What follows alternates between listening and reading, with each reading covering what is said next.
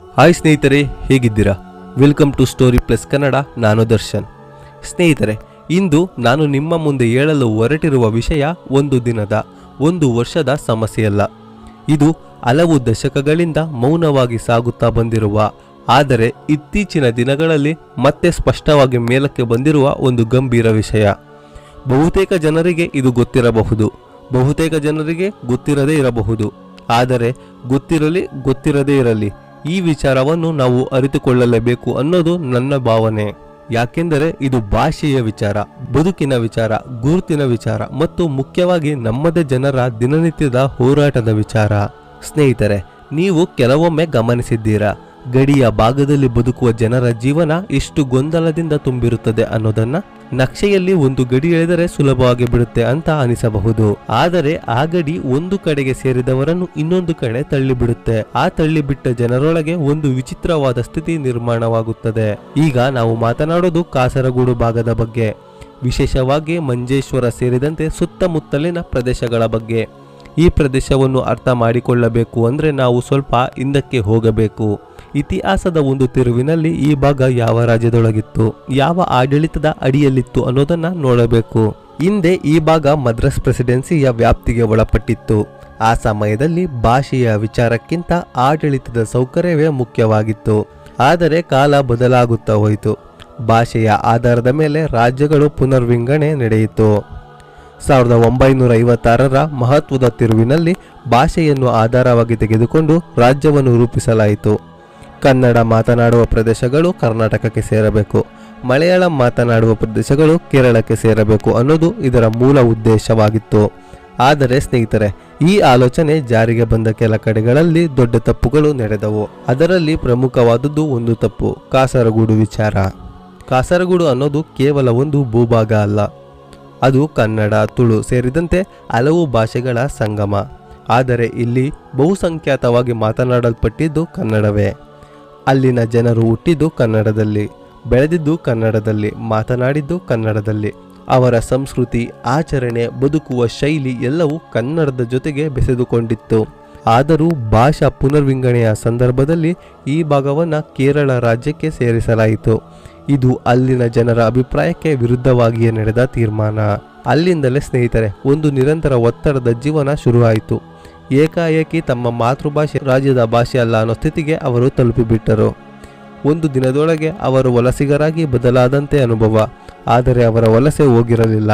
ಅವರ ನೆಲೆ ಅದೇ, ಅವರ ಮನೆ ಅದೇ, ಅವರ ಊರು ಅದೇ.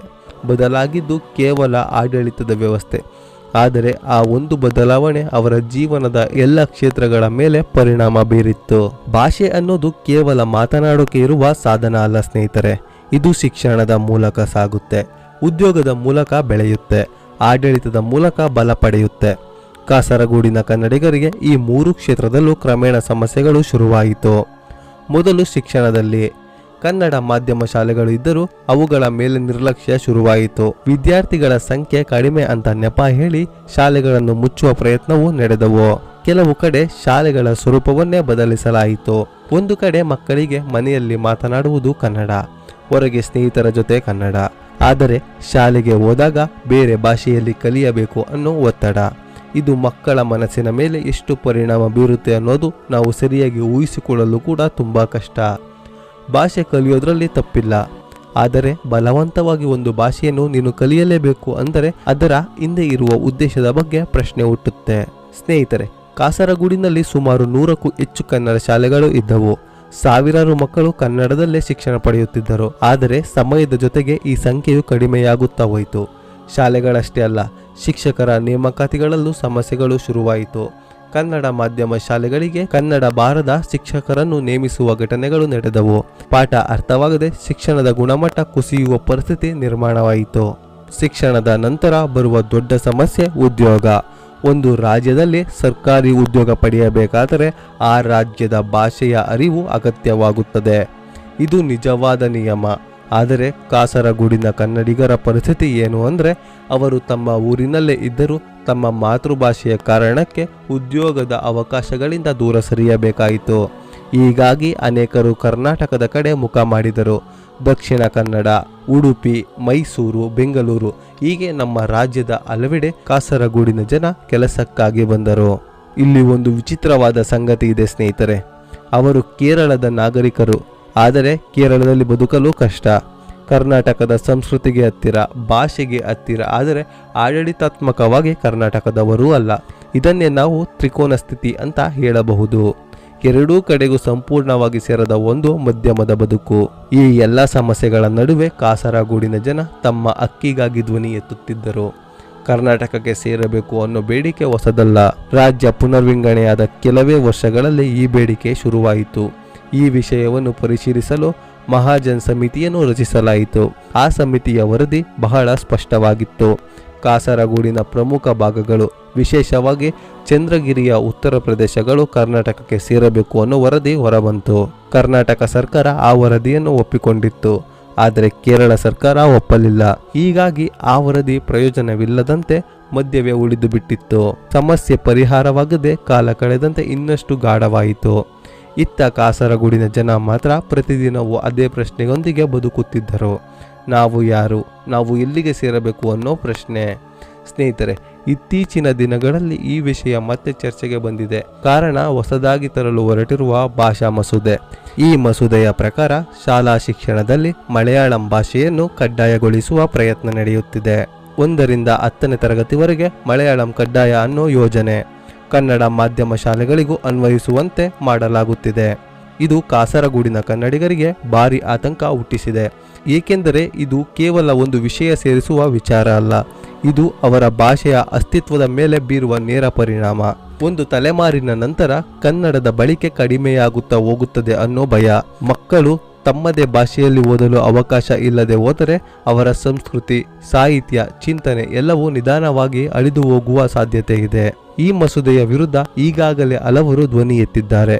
ಕರ್ನಾಟಕದ ರಾಜಕೀಯ ನಾಯಕರು, ಗಡಿ ಹೋರಾಟಗಾರರು, ಸಾಮಾಜಿಕ ಕಾರ್ಯಕರ್ತರು ಈ ವಿಚಾರವನ್ನು ಗಂಭೀರವಾಗಿ ತೆಗೆದುಕೊಂಡಿದ್ದಾರೆ. ರಾಜ್ಯಪಾಲರಿಗೆ ಮನವಿ ಸಲ್ಲಿಸಿದ್ದಾರೆ. ಈ ಮಸೂದೆಗೆ ಸಹಿ ಹಾಕಬಾರದು ಅನ್ನೋ ಒತ್ತಡ ಮಾಡಲಾಗುತ್ತಿದೆ. ಏಕೆಂದರೆ ಇದು ಜಾರಿಗೆ ಬಂದರೆ ಕಾಸರಗೋಡಿನ ಕನ್ನಡಿಗರಿಗೆ ಅದು ತಮ್ಮ ಆತ್ಮವನ್ನೇ ಕಳೆದುಕೊಂಡಂತಹ ಭಾವನೆ ಕೊಡಬಹುದು. ಸ್ನೇಹಿತರೆ, ಇಲ್ಲಿ ನಾವು ಅರ್ಥ ಮಾಡಿಕೊಳ್ಳಬೇಕಾದ್ದು ಮುಖ್ಯ ಅಂಶ ಏನಂದ್ರೆ, ಇದು ಒಂದು ರಾಜ್ಯದ ವಿರುದ್ಧ ಇನ್ನೊಂದು ರಾಜ್ಯ ಅನ್ನೋ ವಿಚಾರ ಅಲ್ಲ.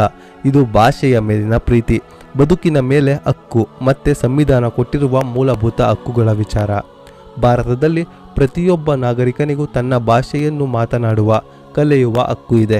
ಅದನ್ನು ಬಲವಂತವಾಗಿ ಕಿತ್ತುಕೊಳ್ಳುವ ಯಾವುದೇ ಪ್ರಯತ್ನ ನಡೆದರೆ ಪ್ರಶ್ನಿಸುವ ಅನಿವಾರ್ಯತೆ ಮತ್ತು ಅವಶ್ಯಕತೆ ಖಂಡಿತ ಇದೆ. ಕಾಸರಗೋಡಿನ ಜನ ಯಾವುದೋ ವಿಶೇಷ ಸೌಲಭ್ಯ ಕೇಳುತ್ತಿಲ್ಲ.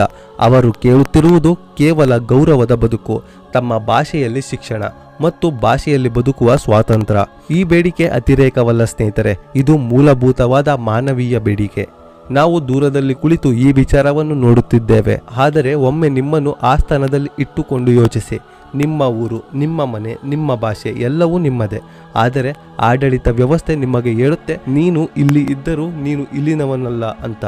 ನಿಮ್ಮ ಮಕ್ಕಳಿಗೆ ನೀವು ಮಾತನಾಡುವ ಭಾಷೆಯಲ್ಲಿ ಓದಲು ಅವಕಾಶ ಇಲ್ಲ ಅಂತ ಕೇಳಿದರೆ ನಿಮ್ಮ ಮನಸ್ಸಿನ ಸ್ಥಿತಿ ಹೇಗಿರುತ್ತೆ?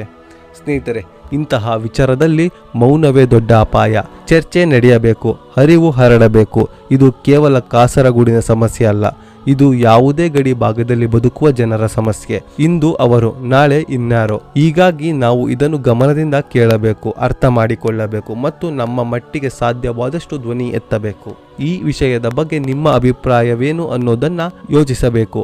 ಭಾಷೆಯ ಗೌರವವನ್ನು ನಾವು ಎಷ್ಟು ಗಂಭೀರವಾಗಿ ತೆಗೆದುಕೊಳ್ಳುತ್ತೇವೆ ಅನ್ನೋದನ್ನು ನಮ್ಮ ಸಮಾಜದ ಬೆಳವಣಿಗೆಯನ್ನು ತೋರಿಸುತ್ತದೆ. ಸ್ನೇಹಿತರೆ, ಒಟ್ಟಿನಲ್ಲಿ ಕಾಸರಗೋಡಿನ ಕನ್ನಡಿಗರ ಬದುಕು ಇಂದು ಒಂದು ಮಹತ್ವದ ತಿರುವಿನಲ್ಲಿ ನಿಂತಿದೆ. ಈ ತಿರುವು ಯಾವ ದಿಕ್ಕಿಗೆ ಹೋಗುತ್ತದೆ ಅನ್ನೋದು ಆಡಳಿತದ ತೀರ್ಮಾನಗಳ ಮೇಲೆ ಮಾತ್ರವಲ್ಲ, ನಮ್ಮೆಲ್ಲರ ಜಾಗೃತಿಯ ಮೇಲೆ ಅವಲಂಬಿತವಾಗಿದೆ. ಈ ವಿಡಿಯೋ ಬಗ್ಗೆ ನಿಮ್ಮ ಅಭಿಪ್ರಾಯವನ್ನು ಕಮೆಂಟ್ ಬಾಕ್ಸ್ನಲ್ಲಿ ತಪ್ಪದೆ ತಿಳಿಸಿ. ನಿಮ್ಮ ಒಂದು ಕಮೆಂಟ್ ನಮಗೆ ಮುಂದಿನ ಕಥೆಯನ್ನು ಇನ್ನೂ ಚೆನ್ನಾಗಿ ತರುವ ಶಕ್ತಿ ಕೊಡುತ್ತದೆ. ಸ್ನೇಹಿತರೆ, ವಿಡಿಯೋ ನಿಮಗೆ ಇಷ್ಟವಾದರೆ ಲೈಕ್ ಮಾಡಿ, ಸ್ಟೋರಿ ಪ್ಲಸ್ ಕನ್ನಡ ಚಾನಲ್ಗೆ ಸಬ್ಸ್ಕ್ರೈಬ್ ಮಾಡಿ ಮತ್ತು ನಿಮ್ಮ ಸ್ನೇಹಿತರಿಗೂ ಶೇರ್ ಮಾಡಿ. ಧನ್ಯವಾದಗಳು. ಸಿಗ್ತೀನಿ ಮುಂದಿನ ವಿಡಿಯೋದಲ್ಲಿ.